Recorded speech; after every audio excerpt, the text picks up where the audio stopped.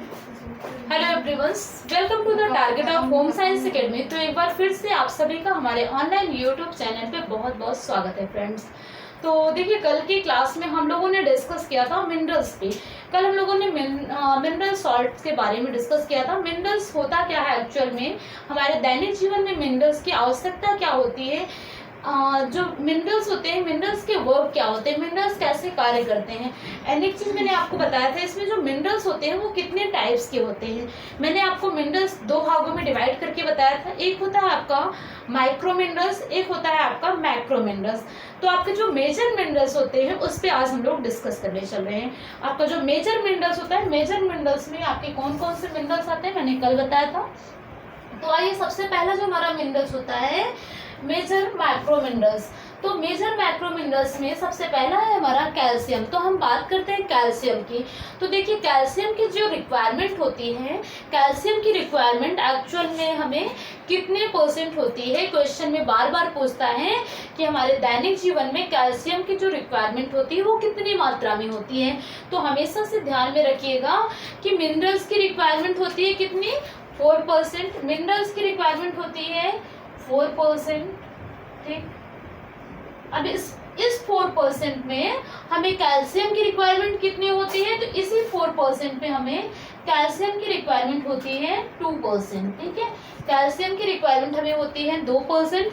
इस 2% में भी क्या है कि इस 2% को भी दो भागों में डिवाइड कर दिया गया है। ठीक है, इसमें 2% में इसका जो 99% भाग होता है, इसका 99% भाग कहाँ जाता है, 99% भाग का 99% भाग ये किसके लिए आवश्यक होते हैं, ये अस्थियों और दांतों के लिए 99% भाग आवश्यक होते हैं। अस्थियों और दांतों के लिए, अस्थियों तथा दांतों के लिए आवश्यक होते हैं। जो बचा हुआ 1% है, जो बचा हुआ 1% है, 1% क्या काम करता है, तो बचा हुआ 1% आपका 1% रक्त, जो आपके बॉडी में जो रक्त होता है, जो रक्त का संचरण हो रहा है, वो रक्त के सीरम में क्या होते हैं, उपयोगी होते हैं, रक्त के सीरम में पाया जाता है। ठीक है, 1% रक्त के सीरम में पाया जाता है।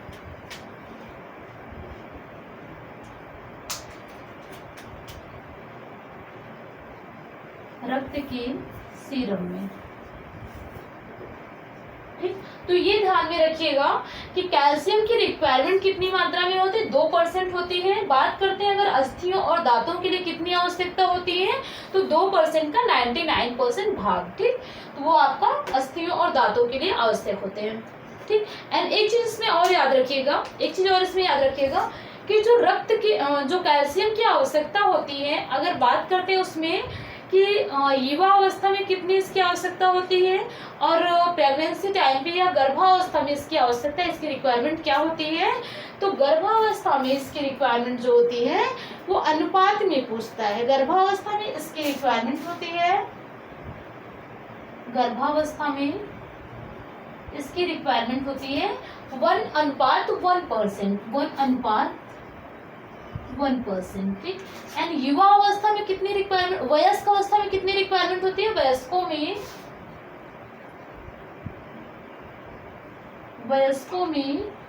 1:2% रिक्वायरमेंट होती है, 1:2% रिक्वायरमेंट होती है। ठीक, एंड चलिए, तो अब हम बात करते हैं इसके प्राप्ति के साधन, इसके रिसोर्सेस क्या होते हैं। जो हमारा जो हमें कैल्शियम की प्राप्ति होती है वो हमें कहाँ से होती है, कहाँ से हम कैल्शियम की पूर्ति कर सकते हैं। ठीक, तो कैल्शियम के रिसोर्सेस के बारे में, इसको रिसोर्सेस क्या क्या होते हैं, तो सभी को पता होगा कि कैल्शियम की प्राप्ति कहाँ से होती है, स्रोत इसके। आई होप कि इतना तो सबको पता ही होगा कि कैल्शियम के स्रोत क्या क्या होते हैं। तो देखिए, कैल्शियम को जो मुख्य स्रोत होता है, कैल्शियम को मुख्य स्रोत किसको माना जाता है, दूध। दूध, दूध को फर्स्ट प्रायोरिटी दिया जाता है कैल्शियम के लिए। एंड दूध से बने हुए जितने भी भोज्य पदार्थ होते हैं वो भी आपका कैल्शियम का ही रिसोर्स माना जाता है। दूध से बने हुए पदार्थ, दूध से बने हुए पदार्थ क्या है, ये कैल्शियम के अच्छे रिसोर्स माने जाते हैं। एंड साथ में इसमें क्या है, जो तिल होता है, तिल का तेल या रागी का तेल भी कैल्शियम का अच्छा स्रोत माना जाता है। तिल का तेल या रागी का तेल, तिल तथा रागी, ठीक। बट अगर इसके अवशोषण की बात करते हैं तो कैल्शियम का जो अवशोषण होता है, कैल्शियम का अवशोषण आसानी से नहीं हो पाता है। बट अगर दूध का अवशोषण देखें तो कैल्शियम के रूप में दूध का अवशोषण आसानी से हो जाता है, ठीक। अब हम बात करते हैं थोड़ा सा इसके कैल्शियम के कार्यों के बारे में, इसके कार्यों के बारे में।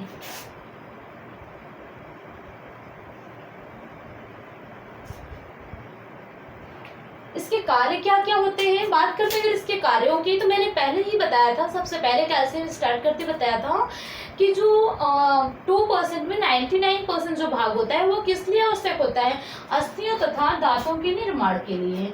ये किसके लिए, अस्थियों और दांतों के निर्माण के लिए, अस्थियों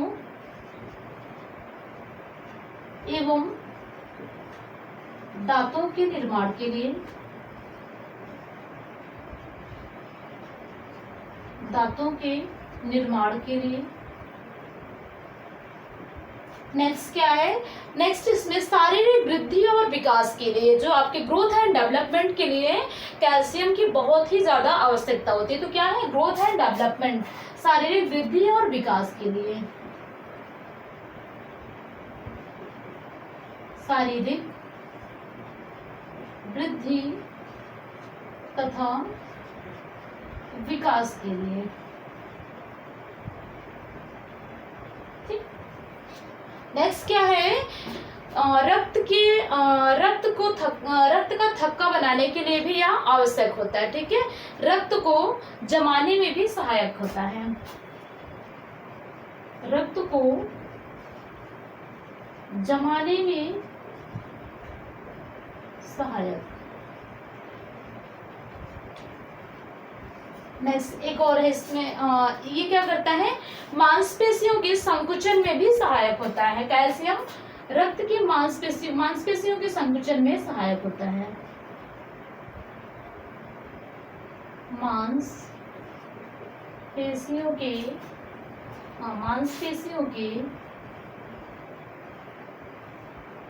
संकुचन में सहायक।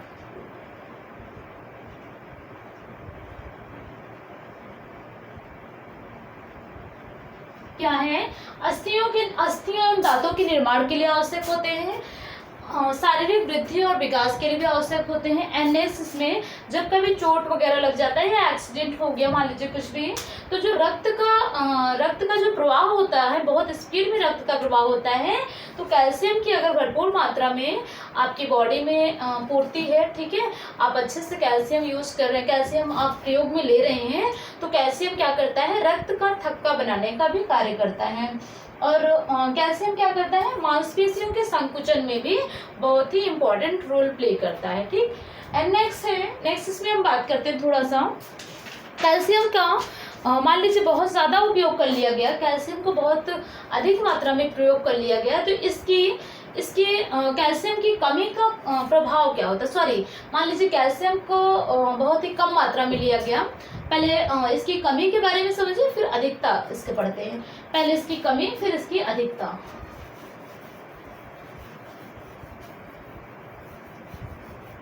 क्या है, कैल्शियम की कमी से, ठीक। इसकी पहले कमी हम देख लेते हैं, इसकी कमी से होने वाले प्रभाव, कमी से प्रभाव, फिर हम बात करेंगे अधिकता से भी प्रभाव, ठीक। इसकी कमी से कौन कौन से प्रभाव होते हैं, तीन तरह की बीमारियां होती हैं इसमें। सबसे पहले इसमें बालक और युवा वर्ग देख लेते हैं, इसमें कई सारे वर्गों में बांटा गया। सबसे पहले इसमें बालक वर्ग है,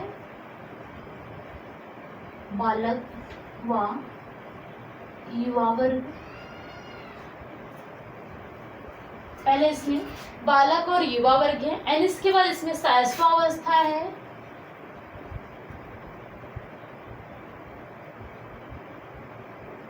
शैशवावस्था, बालक और युवा वर्ग तथा शैशवावस्था। एंड इसके बाद स्तनपान कराने वाली महिलाएं या गर्भवती महिलाएं, स्तनपान तथा गर्भवती महिलाएं, स्तनपान तथा गर्भवती महिलाओं में, तथा गर्भवती महिलाओं में। और क्या है इसमें, वृद्धों में, ठीक है। इसके बाद इसमें आता है वृद्धों में। तो कौन सी एज में कौन सी बीमारियां हो जाती हैं, कौन सी एज में क्या प्रभाव पड़ता है। तो बालक और युवा वर्ग में अगर कैल्शियम की कमी हो जाती है तो टिटैनी नामक बीमारी हो जाती है, जिससे टिटैनी नामक बीमारी होती है। अब आप कहेंगे कि टिटैनी नामक बीमारी क्या होती है। टिटैनी नामक बीमारी क्या होता है, टिटैनी नामक बीमारी वह होता है जिससे मान लीजिए अगर आपने कैल्शियम को नहीं यूज में लिया, कैल्शियम की आपको कमी हो गई, आपकी बॉडी में कैल्शियम की कमी हो जाती है। तो जब कहते नहीं है कि बच्चों में अक्सर होता रहता है, उनके हाथ पैर में दर्द हो रहा है, उन्हें बहुत ज़्यादा वीकनेस फील हो रहा है, उनके पैरों में बहुत दर्द हो रहे हैं, ठीक है, कोई भी काम करने के लिए वो एक्टिव नहीं हो पा रहे हैं, तो वो किस चीज़ की कमी होती है, वो कौन सी बीमारी होती है, वो टिटैनी नामक एक बीमारी होती है, जिससे बालकों में या बच्चों में क्या है, एक वीकनेस सी फील होने लगती है, ठीक है। अगर आपको वीकनेस फील हो रही है तो आप कैल्शियम को अच्छी मात्रा में ग्रहण कीजिए, आप दूध को अच्छी मात्रा में आप प्रयोग में लीजिए, ठीक है, कभी कोई बीमारी नहीं होगी। एंड इसके बाद अगर हम बात करते हैं शैशवावस्था में जो शिशु होते हैं, तो शिशु को कौन सी बीमारी होती है, इसमें अगर कैल्शियम की कमी होती है, पिंजन चेस्ट नामक बीमारी होती है, पिंजन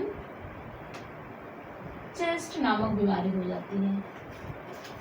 कबूतर के छाती के समान एक बीमारी होती है, ठीक है, उसके वृद्धि और विकास नहीं हो पाता है, ठीक। तो इसके बाद क्या है, स्तनपान कराने वाली महिला या गर्भवती महिला। जो स्तनपान कराने वाली महिला होती है, जो गर्भवती महिलाएं होती हैं, उनके लिए तो कैल्शियम की बहुत ही ज़्यादा आवश्यकता होती है। क्यों, क्योंकि वहाँ उधर बच्चे के ग्रोथ एंड डेवलपमेंट के लिए भी कैल्शियम अवशोषित हो रहा है, प्लस पॉइंट उनके खुद के लिए, खुद अपने डेवलपमेंट के लिए भी कैल्शियम की रिक्वायरमेंट होती है, तो वहाँ पे जस्ट डबल रिक्वायरमेंट हो जाती है, ठीक है। तो अगर यहाँ पे कैल्शियम की रिक्वायरमेंट, कैल्शियम की कमी हो जाती है तो इससे क्या होता है, इससे ऑस्टियोमलेशिया नामक एक बीमारी हो जाती है, ऑस्टियोमलेशिया नामक बीमारी होती है, ऑस्टियोमलेशिया। आपको पता होगा कि अगर आप क्वेश्चन पेपर सॉल्व करते होंगे, अगर आप प्रीवियस ईयर के क्वेश्चन पेपर सॉल्व करते होंगे, तो पिछले साल ही ऑस्टियोमलेशिया नामक बीमारी कौन सी विटामिन, कौन सी प्रोटीन, कौन से मिनरल्स की वजह से होता है। तो ये आपको याद रखना है कि कैल्शियम की कमी से ऑस्टियोमलेशिया नामक बीमारी हो जाती है। ऑस्टियोमलेशिया क्या होता है, ऑस्टियोमलेशिया जब हड्डियों में क्या है, कमजोरी आ जाती है, जब हड्डियां बिल्कुल कमजोर पड़ जाती हैं और वर्क करने में क्या है, सहायक नहीं होती हैं, तो उसे किस नाम से जाना जाता है, ऑस्टियोमलेशिया, ठीक है। ऑस्टियोमलेशिया हड्डियों में कमजोरी आ जाना, ठीक। एंड नेक्स्ट क्या है, वृद्धों में कौन सी बीमारी होती है, तो वृद्धों में ऑस्टियोपोरोसिस हो जाता, ऑस्टियोपोरोसिस नामक बीमारी होती है, ऑस्टियोपोरोसिस, ऑस्टियोपोरोसिस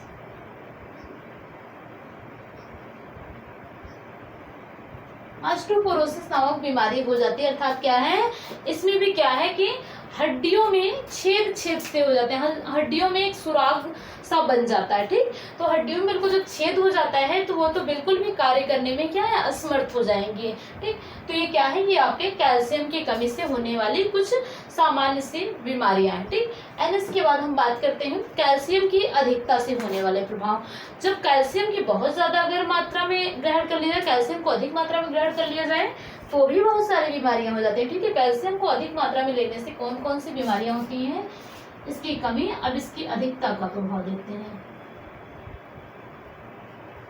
अधिकता का प्रभाव।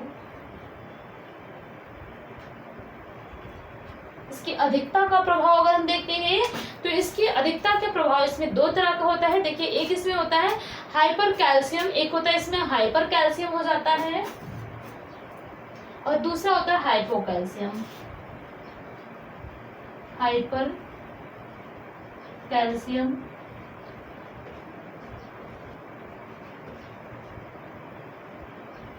एक होता है इसमें हाइपर कैल्शियम, दूसरा होता है मिल्क एल्केलाइन सिंड्रोम रोग। मिल्क एल्केलाइन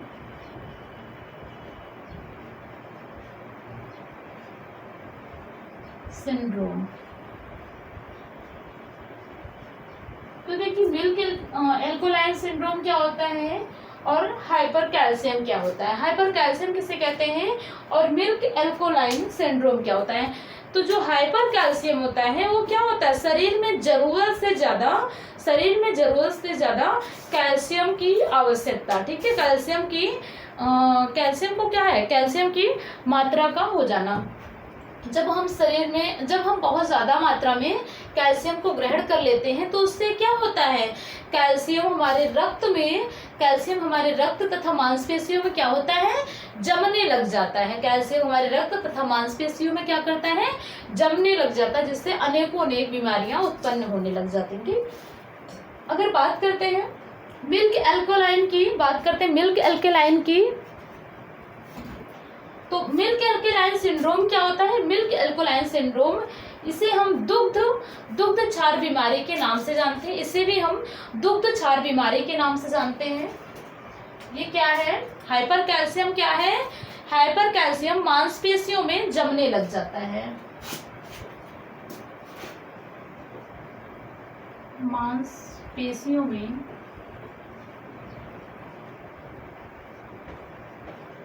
जमने लग जाता है। मांसपेशियों में जमने लग जाता है। मिल्क एल्केलाइन सिंड्रोम क्या है, मिल्क एल्केलाइन सिंड्रोम, इसे हम दुग्ध क्षार बीमारी के नाम से जानते हैं। दुग्ध क्षार बीमारी, इसे हम दुग्ध क्षार बीमारी के नाम से जानते हैं। अर्थात जरूरत से ज्यादा दूध में दवाइयों का यूज कर लेना। कहते हैं ना, बहुत सारे पाउडर्स होते हैं, बहुत सारे पाउडर्स को हम क्या करते हैं, दूध में एक ग्लास दूध में 1 चम्मच पाउडर को डालें और पी गए। तो कभी कभी ऐसा हो जाता है कि मान लीजिए डॉक्टर ने आपको प्रेफर किया है कि आपको 200 ml आपको मिल्क लेना है एंड 1 बड़ा चम्मच आपको पाउडर को मिक्स करना है। बट आपने क्या किया, आपने 400 ml क्या किया, दूध लिया और उसमें 1 छोटा चम्मच आपने पाउडर को डाला और आपने पी लिया। तो उससे क्या होता है, वो भी आपका दुग्ध क्षार नामक बीमारी हो जाती है, उससे भी दुग्ध क्षार नामक बीमारी होती है। जिससे क्या होता है, जब आपने दूध का बहुत अधिक सेवन कर लिया तो इससे आपका रक्त होता है, रक्त बिल्कुल क्षारीय हो जाता है, और कैल्शियम की मात्रा बहुत अधिक बढ़ जाती है। फिर रक्त आपका क्षारीय हो जाएगा और कैल्शियम की मात्रा वहां पे बढ़ जाएगी, जिससे क्या है, कई सारी बीमारियां होती हैं। जैसे क्या है, जब गुर्दे में जो पथरी हो जाता है, गुर्दे में पथरी का होना या पित्त की थैली में पथरी का हो जाना, तो वो सब कैसे होता है, वो सब आपका, मान लीजिए आप बहुत ज़्यादा मिल्क वगैरह आप यूज़ कर रहे हैं एंड वो भी दवाइयों के साथ, तो उसमें अगर गुर्दे में पथरी वगैरह हो जाती हैं तो वो आपका इसी की वजह से होते हैं। ठीक, और अगर हम बात करते हैं इसके अवशोषण की, तो इसको प्रभावित करने वाले कुछ तत्व होते हैं। कैल्शियम को प्रभावित करने वाले भी कुछ तत्व होते हैं, जैसे कि फाइटेट नामक एक तत्व होता है। फाइटेट नामक एक बीमारी होती है। फाइटेट नामक एक बीमारी होती है। आपके क्वेश्चन में पूछता है फाइटेट क्या होता है, तो फाइटेट वह होता है जो रक्त को बनने में क्या करता है, रक्त को बनने में बहुत ही गलत इम्पैक्ट डालता है, इसे प्रभावित करता है। ठीक, इसे प्रभावित करने वाले तत्व होते हैं, बाधक तत्व होते हैं। ठीक, ये क्या होते हैं, फाइटेट कैसा तत्व होता है, यह एक बाधक तत्व होता है। और क्या है, इसमें ऑक्सैलिक एसिड होता है, एक ऑक्सैलिक एसिड होता है, वो भी क्या होता है, इसके अवशोषण में भी क्या करता है, बाधा उत्पन्न करता है।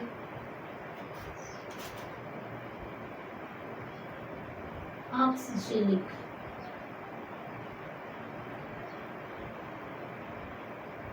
Oxalic acid. ऑक्सैलिक एसिड क्या है, क्वेश्चन पूछ लेता है कभी कभी। ऑक्सैलिक एसिड क्या है, या एक विटामिन होता है, या एक प्रोटीन्स है, या एक कैल्शियम है, ठीक है, या एक मिनरल्स होता है। तो आपको ध्यान में रखना है ऑक्सैलिक एसिड क्या है, एक कैल्शियम होता है, सॉरी एक तत्व होता है, एक ऐसा तत्व होता है जो कैल्शियम को बनने में बाधा उत्पन्न करता है, ठीक है, जो कैल्शियम को बनने में बाधा उत्पन्न करता है, ठीक। सो ये थे आपके कुछ कैल्शियम के कुछ कॉमन चीजें, ठीक है। तो ये थे आपके कैल्शियम के कुछ पार्ट जिसे हमने अच्छे से समझाया, ठीक है। क्या था आपका इसमें कैल्शियम क्या होता है, कैल्शियम की कितनी आवश्यकता होती है, और कैल्शियम की कमी से होने वाले प्रभाव क्या क्या होते हैं, कैल्शियम के रिसोर्सेज क्या होते हैं, कैल्शियम को जब हम बहुत अधिक मात्रा में ग्रहण कर लेते हैं तो उससे हमें कौन कौन सी बीमारियां उत्पन्न हो जाती थी। सो आज के लिए बस इतना ही, क्योंकि अभी और अगर आगे कोई भी मिनरल्स उठाते हैं तो क्लास बहुत लेंदी हो जाएगी। आगे मैं इसी में ऐड ऑन कर दूंगी, एक क्लास और ऐड ऑन कर दूंगी, ठीक है। तो ये आपके एक एक तत्व जो बहुत ज़्यादा इंपॉर्टेंट है उसको थोड़ा सा डीपली पढ़ाएंगे, बाकी फिर ऊपर आपकी पूरी क्लास चले, ठीक। सो आज के लिए बस इतना ही, मिलते हैं कल की क्लास में। आज के लिए सो थैंक यू, ठीक है, thanks for very much, bye bye.